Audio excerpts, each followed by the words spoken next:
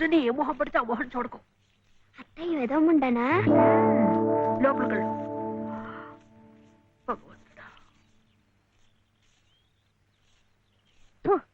పొద్దున్నే నీకెందుకులే మా పళ్ళు, అవి అక్కడ పడేసి లోపలికి వెళ్ళు. పర్వాలేదు వదినా, ఇందులో తప్పే ఉంది. తప్పే ఉంది అని నిలదీసి అడిగితే నేనేం చెప్పను? నిన్న పొద్దున్నే నీ మొహం చూశాక ఆ పక్కింటి ఆయన కాలు జారి పడ్డాడట. వాళ్ళ ఆవిడ ఒకటే తిట్టిపోసింది.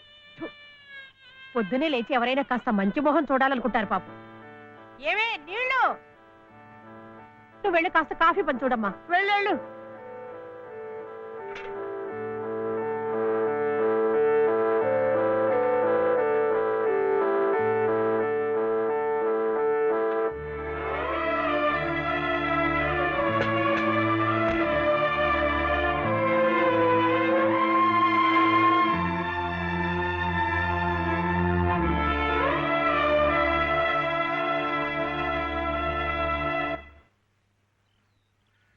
లలితమ్మ గారు, లలితమ్మ గారు, లలితమ్మ గారు.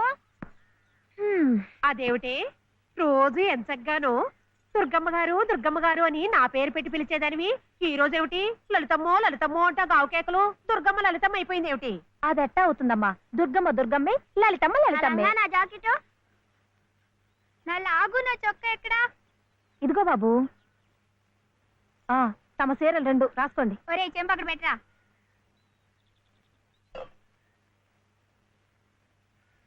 రా బాబు, ఇదిగో మీ అమ్మగారివి 6 చీరలు. జాకెట్లు ఇదిగో ఉన్నాయి. ఇవి నీ షర్ట్లు, నిక్కర్లు. జాగ్రత్తగా పట్టుకెళ్ళు. అమ్మో ఇన్ని బట్టలే? మొగుడుతో కాపురం చేసే నేనే ఒంటి మీద బట్ట రాటి మీద బట్టతో అఘోరిస్తున్నాను. మొగుడు లేని ఇవిడి గారికి అమ్మా రేవు 6 చీరలే. ఇట్ట ఈ స్త్రీలకి ముస్త్రీలకి ఆయన గారి సంపాదన అంతా తగలేస్తే నేను నా బిడ్డలు అడుక్కు తినాల్సిందే. చిచ్చి, మీ బట్టలే అనుకున్నాను. మీ మనసు కూడా నీరకాయ పట్టి మురికెత్తిపోయింది. ఒక్కసారి మీ ఆయన గారు ఉడకేసి ఇస్త్రీ చేస్తే నా స్వామి రంగా. ఏమిటే గొడుగుతున్నావు? అబ్బే ఏం లేదమ్మా. అయినా మీరు కూడా ఏందమ్మా, దేవుడు ఏదో చిన్న చూపు చూడబట్టి ఆవిడ మీ ఇంటికి వచ్చింది గాని నిన్నటిదాకా ఆవిడ లక్షణంగా బ్రతికిన మనిషేగా. అంటావు మధ్యలో నీ సమయం పోయింది. బట్టలు ఎక్కువేస్తే డబ్బు బాగా గుంజొచ్చని నీ ఆలోచన. ఆవిడ గారి బట్టలకి మీరేం డబ్బు ఇవ్వక్కర్లేదులేండి. పుట్టాడు కష్టంలో ఉంది. ఆవిడికి ఈ పాటి సాయం చేస్తే పుణ్యమైనా దక్కుద్ది. ఆహా, అంత పుణ్యం కావాలంటే నీ కొంపకి తీసుకెళ్లి నెత్తిన పెట్టుకు పూజించు ఈ సంతని. ఆవిడ రావాలే గాని ఆ మాత్రం అన్నం పెట్టలేకపో. మా కొంపలు ఇరుక్కావచ్చు కానీ మా మనసులు ఇరుక్కావు. మనసులు గుండెలు కోసి పెడితే సంతోషపడే ఘటాలు కావు. ముప్పుద్దులా మేపినా మనుషుల్ని పీక్కు తినే రకాలివి. అమ్మా అన్నం పెట్టవా? వచ్చి భుంచొద్దు గాని పద, బడికి టైం అవుతుంది. ఏమ్మా, పిల్లాడికి అన్నం పెట్టకుండానే స్కూలుకు పంపుతున్నావు? మాటంటేనే మూతి విరుపులైతే చాలా కష్టం.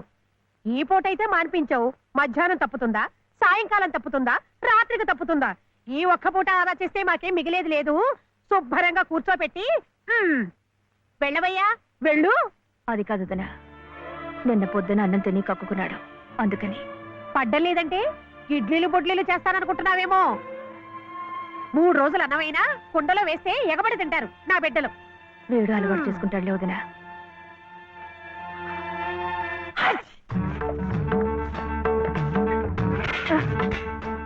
ఇక్కడ గొడిగే.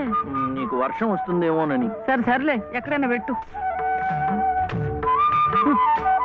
రామ ఇక్కడ కాదు, అక్కడ.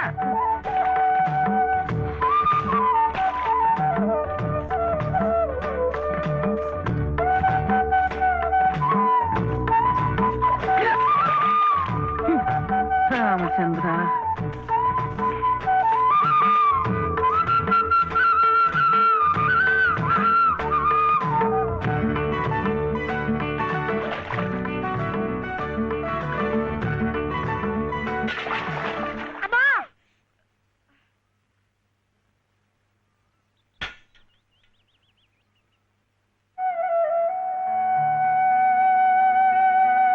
అయ్యో ఏమిట్రా ఈ తలతిక్క పనులు?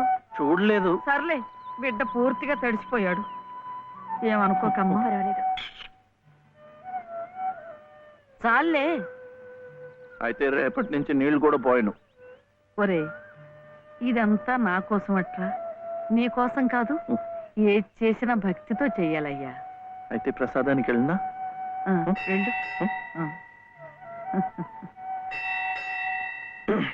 ఓం రాజాతిరాజాయ ప్రసహ్య సాహినే నమో వయం వై శ్రవణాయ కుర్మహే సమే కామాం కామ కామాయ మహ్యం కామేశ్వరో వై శ్రవణో దదాతు.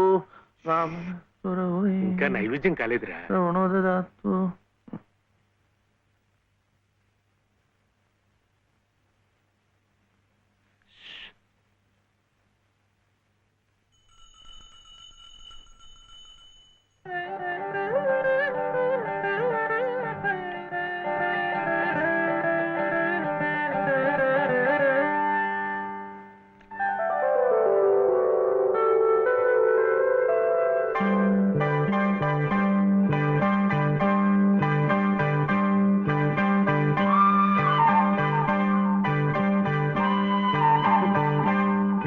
చూస్తున్నానులేండి, మీరు తినకుండా అంతా బాబుకే తినిపిస్తున్నారు.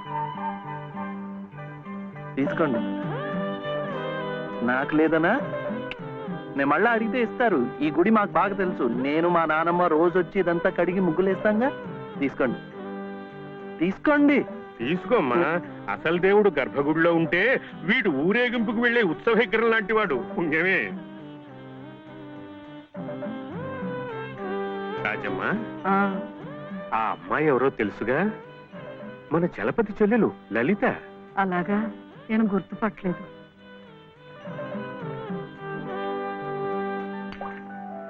నిన్ను గుర్తుపట్టలేకపోయానమ్మా. ఏమనుకోకు. ఏమిటో మనిషికి ఒక చింత పెడతాడా దేవుడు. గంగిగోవు లాంటి మీ అన్నయ్యకి ఆ మహాతల్లి మీ వదిన ఎలా దొరికిందో. వస్తానండి. పదమ్మా. చూడమ్మా, ఇంత చిన్నతనంలోనే నీకొచ్చిన కష్టం సామాన్యమైంది ఏం కాదు. ఇలాంటప్పుడే మనసు చిక్కబట్టుకోవాలి. నేను ఎన్ని ఎదురు దెబ్బలు తిన్నానంటావు? కళ్ళ ముందే కాపురం చేస్తున్న కూతురు పోయింది. కొడుకు కోడలు పోయారు. చిన్నతనంలో జరిగిన ప్రమాదంలో మెదడికి దెబ్బ తగిలి నా మనవడు ఇలా అయిపోయాడు. ఇవన్నీ తట్టుకుంటూ మందులు మాకులు తింటూ ఇంకా బ్రతికుండాలనుకుంటున్నానంటే ఎందుకంటావు? నా మీద ఆధారపడ్డ వాడి కోసం, నా మనవడి కోసం. భగవంతుడా, వాడి బుద్ధి పెంచకపోతే పోయే. ఏ కల్మషం ఎరగని ఆ పసితనాన్ని అలాగే ఉంచు.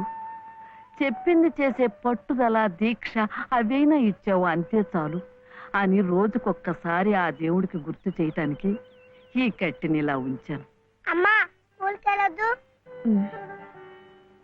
చాదస్తం అనుకోకపోతే ఒక్క మాట చెప్తాను తల్లి. నువ్వు కూడా ఒక మంచి రోజు చూసుకుని ఈ గుడి ప్రాంగణం తుడిచో, మెట్లు కడిగో, ఇంత సేవ చేసుకో. అంత మాత్రాన బాధలు తీరిపోతాయని కాదమ్మా. ఆ భగవంతుడి అనుగ్రహం ఉంటే ఈ కష్టాల సముద్రంలో పడి కొట్టుకుపోకుండా కనీసం మోకాటి లోతునైనా సాగిపోగలమని